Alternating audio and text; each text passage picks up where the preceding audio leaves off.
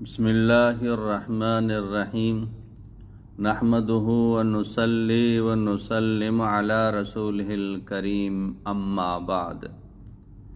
بہت سارے بھائی بہنیں یہ سب کہتے ہیں کہ ہم کب سے یہ وظیفہ پڑھ رہے ہیں اور اس وظیفے کا اثر ابھی تک کوئی ظاہر نہیں ہوا ہے۔ دیکھیں، یہ جتنے بھی وظائف ہیں یہ ہم قرآن اور احادیث سے بتاتے ہیں۔ سب سے پہلے انسان اللہ تعالیٰ کی ذات عالی پر اپنا یقین مضبوط کر لے۔ اس کے علاوہ اللہ تعالیٰ کی نافرمانی سے اپنے آپ کو بچائے۔ 5 وقت نماز یہ پابندی کے ساتھ پڑھ لے۔ حرام سے بھی اپنے آپ کو بچائے۔ پیٹ میں جب حرام داخل ہوگا تو دعائیں قبول نہیں ہوں گی۔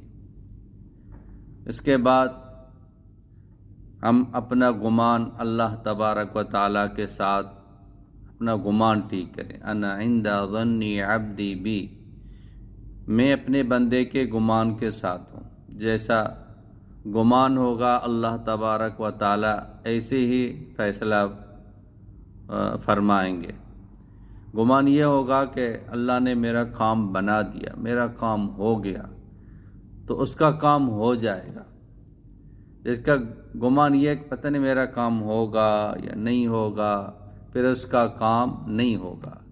پورا یقین کے ساتھ اس وظائف کو پڑھیں گے، انشاءاللہ تعالی ہمارا کام ہو جائے گا۔ جو بھی وظیفہ ہو اور پابندی کے ساتھ پڑھیں، یکسوئی کے ساتھ پڑھیں، اللہ کے دھیان کے ساتھ پڑھیں، غفلت کے ساتھ نہ پڑھیں، اور اللہ تعالیٰ کی ذات عالی پر یقین کرتے ہوئے پڑھیں۔ انشاءاللہ تعالیٰ آپ کا کام ہو جائے گا۔ تجربے کی نیت سے بھی نہ پڑھیں، دیکھتا ہوں میرا کام ہوگا یا نہیں ہوگا۔ اور یہ قرآن حدیث سے بتاتے ہیں، قرآن کی اگر آیات بتاتے ہیں، آپ آیات پڑھ رہے ہیں، آپ کو اس کا ثواب مل رہا ہے۔ آپ وظائف یہ دعا ہیں، آپ وظائف پڑھ رہے ہیں یعنی دعا مانگ رہے ہیں۔ دعا یہ عبادت ہے، عبادت کا مغز ہے۔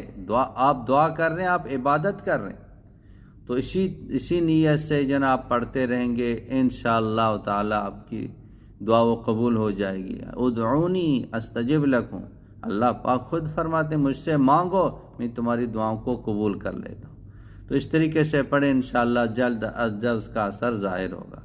ویڈیو پسند آ گئی، لائک کریں، کمنٹ کریں، چینل کو ابھی تک